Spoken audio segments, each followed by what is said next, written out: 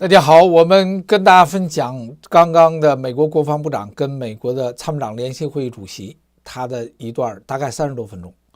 朋友愿意看就看，朋友该睡觉就睡觉，因为这个我不做任何更多的评论，就是为了跟大家分享一些实际的状况，可能朋友会有一些看法。当然，朋友愿意在这地方留言，大家聊天呢，我要能聊上就跟大家聊上。但我想应该我们节目做蛮多的，今天时间蛮长的，就跟大家做一个汇报了，就跟大家有一个交代，朋友们能够看到最新的内容。所以呢，我可能不太过多的参与，就是把这段内容实际状况跟大家分享一下。我们可能这期节目做完之后，我们就中间就休息得睡觉了。OK。With one unmistakable message about Operation Epic Fury. America is winning, decisively, devastatingly, and without mercy.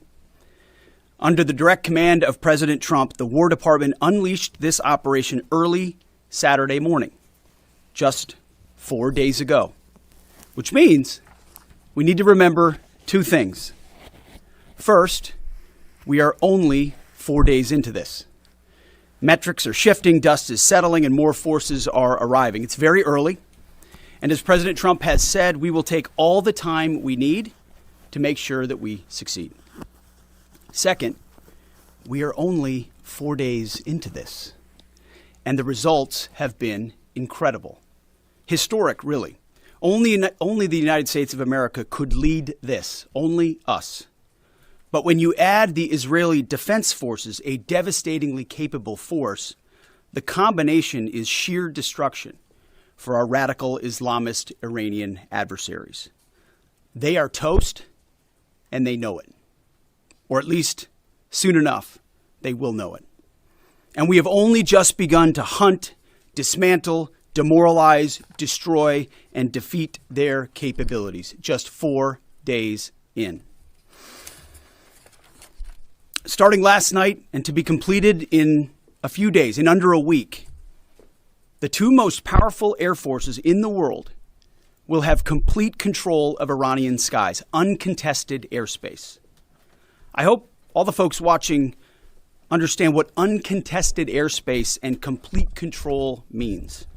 It means we will fly all day, all night, day and night, finding, fixing, and finishing the missiles and defense industrial base of the Iranian military, finding and fixing their leaders and their military leaders, flying over Tehran, flying over Iran, flying over their capital, flying over the IRGC, Iranian leaders looking up and seeing only U.S. and Israeli air power every minute of every day until we decide it's over. And Iran will be able to do nothing about it.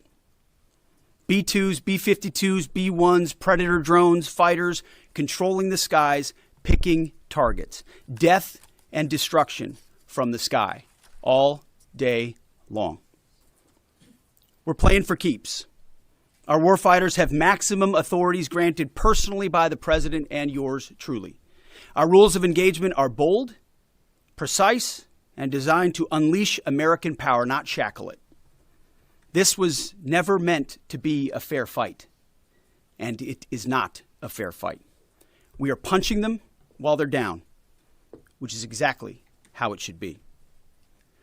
Thus far, Operation Epic Fury has delivered twice the air power of shock and awe of Iraq in 2003, minus Paul Bremer and the nation building.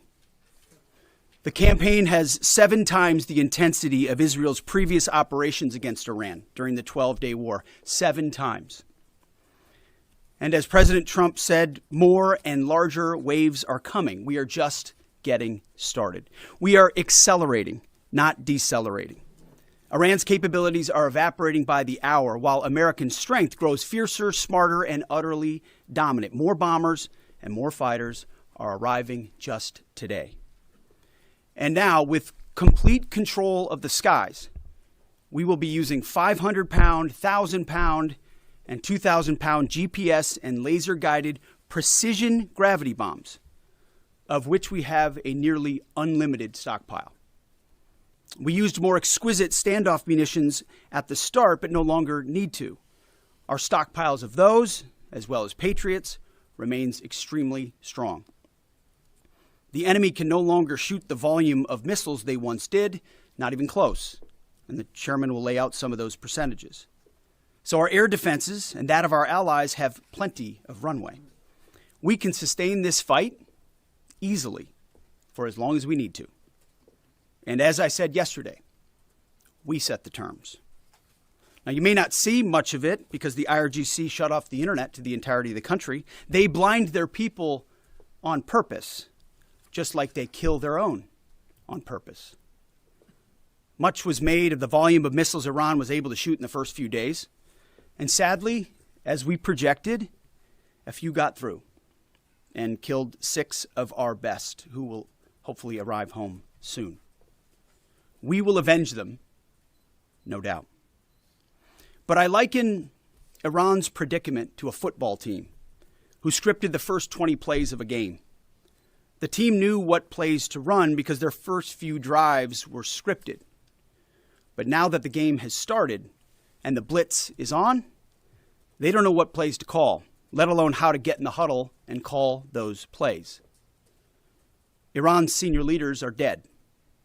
The so-called governing council that might have selected a successor, dead, missing, or cowering in bunkers, too terrified to even occupy the same room. Senior generals, mid-level officers, enlisted ranks, they can't talk or communicate, let alone mount a coordinated and sustained offensive. That's not great for morale.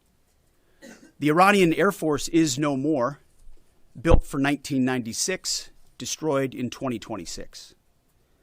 The Iranian Navy rests at the bottom of the Persian Gulf.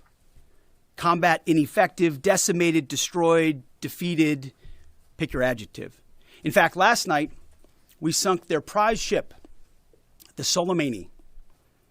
Looks like POTUS got him twice. Their Navy, not a factor. Pick your adjective, it is no more. In fact, yesterday, in the Indian Ocean, and we'll play it on the screen there, an American submarine sunk an Iranian warship that thought it was safe in international waters. Instead, it was sunk by a torpedo. Quiet death. The first sinking of an enemy ship by a torpedo since World War II. Like in that war, back when we were still the War Department, we are fighting to win. Also, yesterday, the leader of the unit who attempted to assassinate President Trump has been hunted down and killed. Iran tried to kill President Trump, and President Trump got the last laugh. Now, this is not a mission accomplished situation. This is simply a reality check. The combination of U.S. and Israeli intelligence and combat power will control Iran, and will control it soon. Sure, Iran will still be able to shoot some missiles, and still be able to launch one-way attack drones at civilian targets, and their proxies will attempt to attack our embassies, bases, and soft targets. They are terrorists, after all, and they need to target civilians because they can't fight toe-to-toe. But we will find them, and we will kill them. This is what the fake news misses. We've taken control of Iran's airspace and waterways without boots on the ground. We control their fate. But when a few drones get through, or tragic things happen, it's front page news. I get it. The press only wants to make the president look bad, but try for once to report the reality. The terms of this war will be set by us at every step. As I said Monday, the mission is laser focused. Obliterate Iran's missiles and drones and facilities that produce them, annihilate its navy and critical security infrastructure, and sever their pathway to nuclear weapons. Iran will never possess a nuclear bomb, not on our watch, not ever. And this is why President Trump's moral clarity on Iran today is so vital.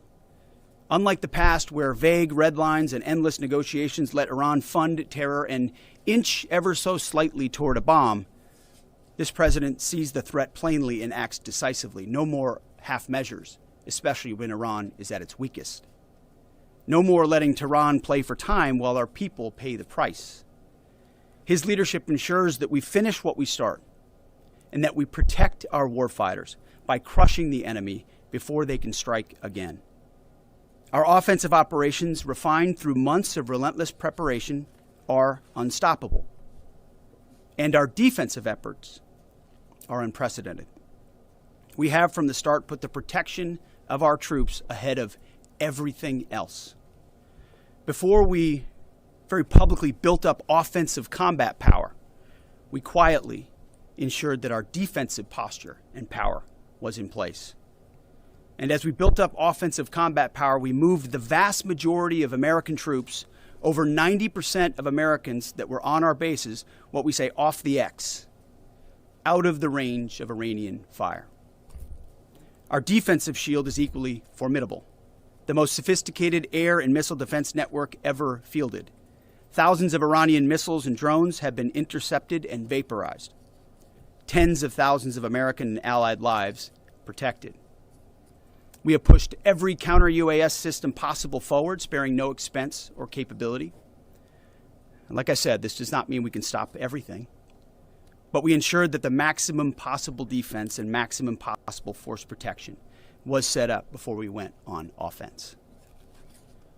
In closing, as President Trump told German Chancellor Merz yesterday, Iran negotiated in bad faith, stalling, scheming, and preparing to strike.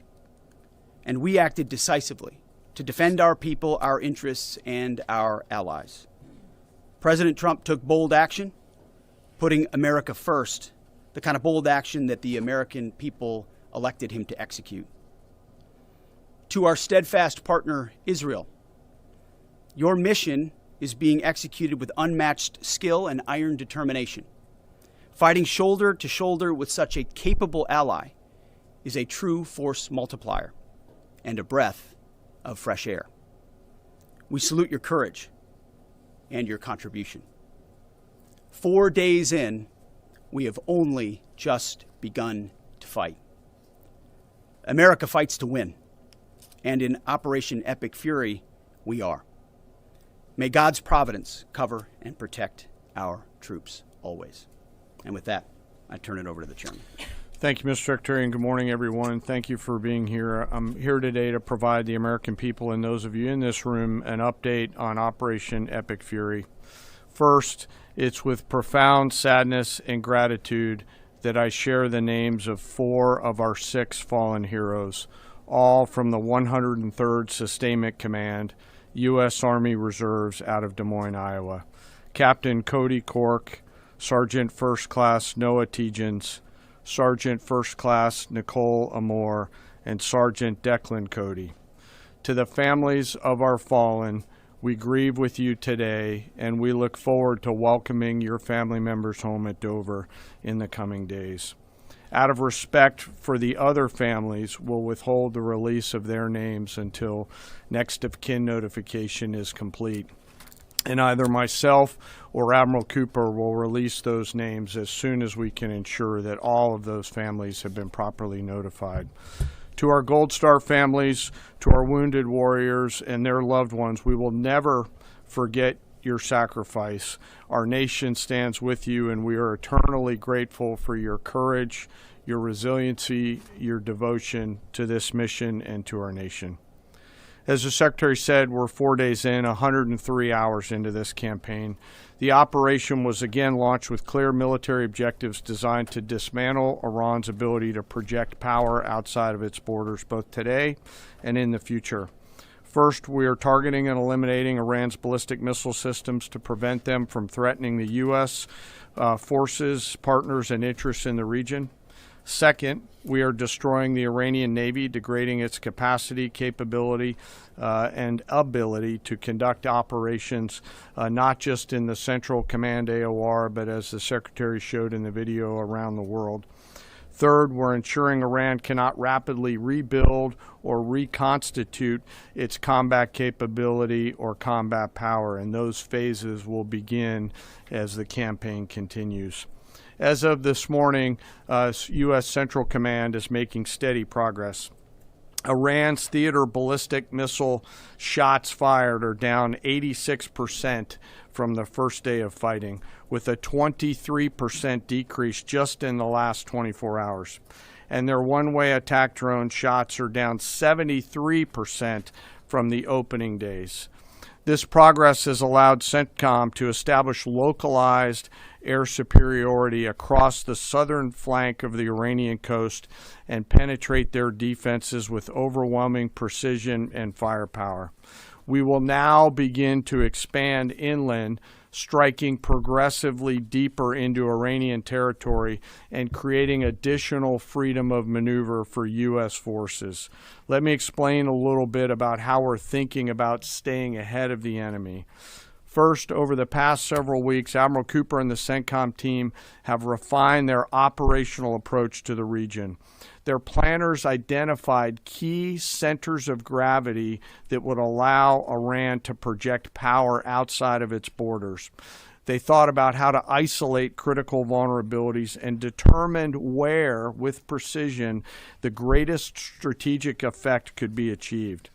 As a result of this, CENTCOM is now shifting in day 4 already from large deliberate strike packages using standoff munitions at range outside an enemy's ability to shoot at us, now into stand-in precision strikes overhead Iran. As the Secretary said, this is a point of munitions transition from standoff munitions to stand-in munitions like Joint Direct Attack munitions, which are GPS-aided free-fall weapons, and other things like Hellfires, etc. This will allow the joint force to deliver significantly increased precision effects on the target. The throttle is coming up, as the Secretary said, as opposed to ramping down. This will allow us to maintain consistent pressure on the adversary over the coming days, disrupt their launch timelines, and impose cost every day around the clock. I know there have been a lot of questions about munitions. We have sufficient precision munitions for the task at hand, both on the offense and defense. But I want to tell you, teammates, as a matter of practice, I don't want to be talking about quantities. And I know there's been a great debate about that, and I appreciate the interest, but just know that we consider that an operational security matter. Let me flip to the map here. Hopefully I don't kill anybody with a laser pointer. As I mentioned earlier, and for you with the camera right there, my friend, I hope I don't ricochet off and hurt you. Over the initial days, the U.S. Joint Forces continued to attack and attrit ballistic missile capabilities as well as integrated air defense capabilities along the southern axis. Along the northern axis, Israel and the Israeli Air Force has predominantly been working integrated air defense targets along the northern flank, as well as medium-range ballistic missile capability as well. From the sea, the USS Ford has continued to project combat power here, as well as the bomber pulses that we talked about in the opening days of this briefing. Along the southern axis, the USS Abraham Lincoln Strike Group has continued to provide pressure from the sea along the southeastern side of the coast and has been attriting naval capability all along the strait and up into the Arabian Gulf at a size and scale sufficiently to address the targets required. To date, we've hit over 2,000 targets, as Admiral Cooper said in his video last night. We've destroyed more than 20 Iranian naval vessels, including, in addition to the frigate outside of the area, one submarine, and effectively neutralized at this point in time Iran's major naval presence in theater out there. As the Secretary showed the video, for the first time since 1945, a United States Navy fast attack submarine has sunk an enemy combatant ship using a single Mark 48 torpedo to achieve immediate effect, sending the warship to the bottom of the sea. I want to remind everybody that this is an incredible demonstration of America's global reach. To hunt, find, and kill an out-of-area deployer is something that only the United States can do at this type of scale. Over the next 24 to 48 hours, CENTCOM will continue to strike infrastructure and naval capability, and we'll continue to assess our progress against the military objectives It does take time for us to collect that information and to assess en route. Much of our intelligence, surveillance, and reconnaissance capability is currently hunting and killing ballistic missile launchers and one-way attack capability. We're precise in that assessment, and we call balls and strikes in that assessment. We take that matter seriously. Iran, on the other hand, has been indiscriminate and more imprecise in their attacks. They fired more than 500 ballistic missiles and more than 2,000 drones, striking innocent civilian targets throughout the region. Our partners are answering the call to defend themselves right alongside us. Jordan, Bahrain, Saudi Arabia, the UAE, Qatar, and Kuwait are all defending their people with their own combat capability, with precision and restraint. Jordanian air defense crews recently intercepted a cluster of Iranian one-way attack drones headed to Amman. Bahrain's air defense forces shot down an inbound drone approaching Manama's maritime infrastructure, protecting both their population and critical shipping lanes. Saudi Patriot batteries stopped a salvo of ballistic missiles aimed at energy facilities near Dhahran. The UAE neutralized multiple drones targeting Abu Dhabi's industrial zone, demonstrating speed and precision. And Qatari fighters for the first time have shot down 2 Iranian bombers that were en route to their location. Together, these nations are helping to defend themselves and project power as required against the enemy. We're 100 hours in. It's still very early, as the Secretary said, but the balance is shifting. We've always got to remember that these operations are complex, dangerous, and far from over. Our soldiers, sailors, airmen, Marines, Guardians, and Coast Guardsmen remain in harm's way, and we must be clear-eyed that the risk is still high. This is combat. Let us never forget this. As we continue, I ask that we hold all of our deployed teammates in our thoughts, those standing the watch, flying the sorties, sustaining the fight, and carrying our nation's burden. And I'll stop where I started, and that's remembering our 6 fallen who will return home as soon as possible. I remain humbled, grateful, inspired by every day the valor and professionalism of our joint force. They are quiet professionals through and through, out there doing America's work through the day and through the darkness. And with that, I'll take your questions along with the Secretary. Go ahead. What do you assess the enemy's control and command status is right now? And can you broadly describe our decisive point in this operation? Well, I won't describe the decisive point in the operation because that would tell the bad guys what it was. That's a good question, though. I appreciate the question. There's C2 structures in a bad way. Admiral Cooper's been continuing to pressure C2 at the IRGC C2 and other military elements, and will continue to do so. Thank you for the question. Thank you, Secretary Hegseth. Mary Margaret with the Daily Wire. Couple questions for you and then one for General Kane. Can you tell us more about how we took out the leader who was the leader of the group that was trying to assassinate President Trump? And then Turkey's defense ministry says NATO air defense systems intercepted an Iranian ballistic missile headed towards Turkish airspace. Could this trigger NATO's Article 5, and was it the U.S. who shot it down? On the first question, we've known for a long time that Iran had intentions on trying to kill President Trump and or other U.S. Officials. And while that was not the focus of the effort by any stretch of the imagination, in fact, never raised by the president or anybody else, I ensured and others ensured that those who were responsible for that were eventually part of the target list. It wasn't the beginning of the effort. We were focused on missiles and launchers, and that's the focus. But ultimately, if we had the opportunity to get at those who are trying to get at Americans specifically, we would. And so we eventually had the opportunity to do that from the air. And then on the matter with Turkey, I'll have to get back to you on exactly what the intercept looked like at that. We're aware of that particular engagement, although no sense that it would trigger anything like Article 5. No. Tie right there. You got a tie on? Yeah. Thank you. Tom Bateman with the BBC. Can you give us an update on what the administration knows, what you know now about the reported strike on a girls' school in southern Iran on Saturday? All I can say is that we're investigating that. We, of course, never target civilian targets, but we're taking a look and investigating that. Red tie in front. Just on the basis that with the information you would have, your reconnaissance abilities, ability to gather information, I mean, it's several days on now. So is there any clarity on whose munition this was? We're investigating it. Thank you. Secretary, so there are reports that the administration is considering arming Iranian Kurdish groups. So could you please clarify that whether any such plan has been authorized and whether Congress or regional partners has been notified and consulted? All I would say is none of our objectives are premised on the support or the arming of any particular force. So what other entities may be doing, we're aware of, but our objectives aren't centered on that. Green, right there. Yeah, thank you, Mr. Secretary. Mike Lynn, Washington Times.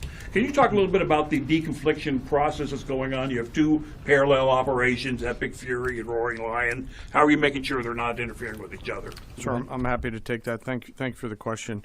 We have liaison officers on both sides.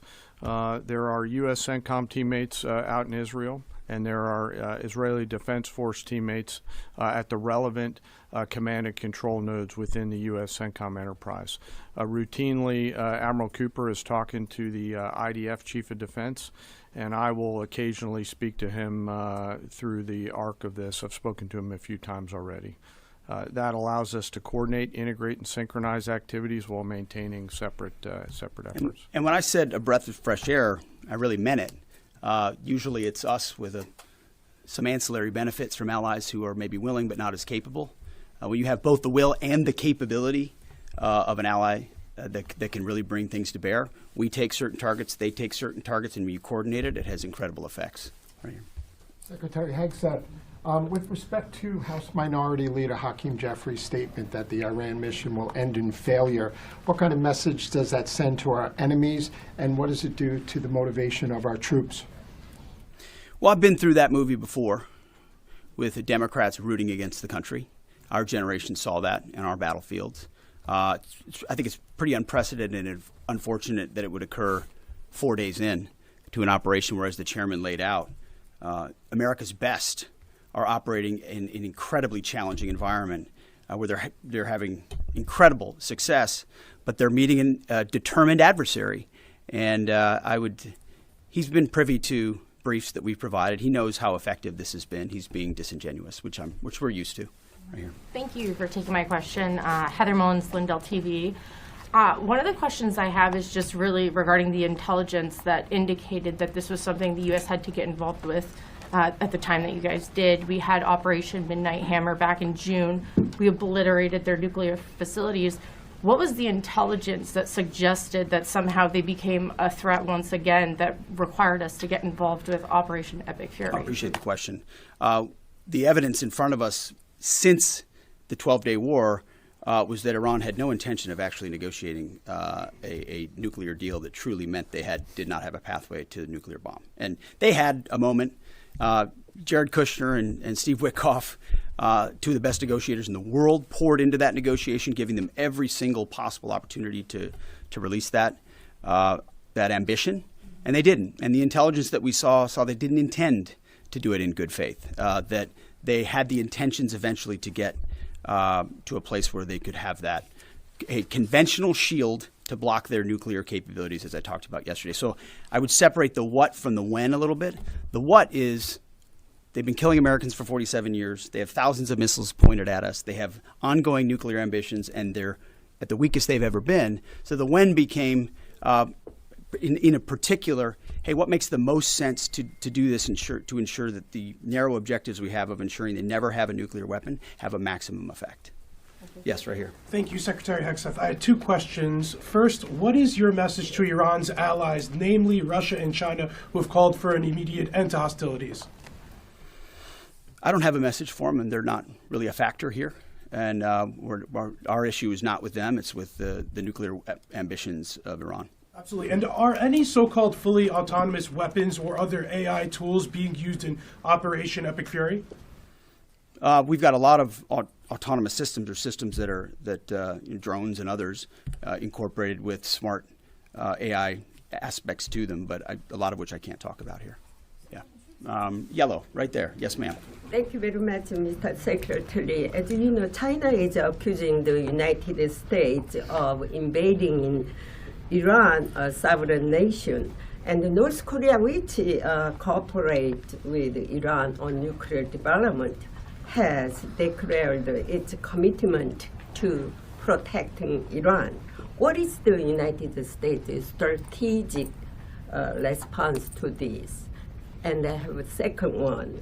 How many allies joined with the United States to fighting against Iran? Do you have any numbers? Well, I think what you're seeing right now is a response in the region to the belligerence of Iran and the willingness of them to target civilian airports, civilian hotels, civilian locations, civilian oil infrastructure of their Gulf neighbors who would have preferred not to be in conflict, didn't want to, but now realize that this is something that has to be dealt with. So whether it's UAE or Qatar or Bahrain or Kuwait or Saudi, on different levels, they're reaching out to us, whether they're going on offense, which they are, whether they're giving us additional access, basing, and overflight. We're working very closely and collaborating with them. Also on air defenses. The air defense capabilities of those countries are significant, and when combined with ours and we coordinate, it brings simplicity to the shot doctrine, so we make sure we're using less munitions but being more effective with what we shoot at. And as it pertains to other countries, I'll sort of give the same question. They don't really bear on the case of Iran. We're going to deal with Iran's nuclear ambitions, and that'll send plenty of signals in the process. Right there. Purple. Are you going to help get Americans out of the region? Thank you so much, Mr. Secretary. I have two questions. One question for you and the other question for Mr. Chairman.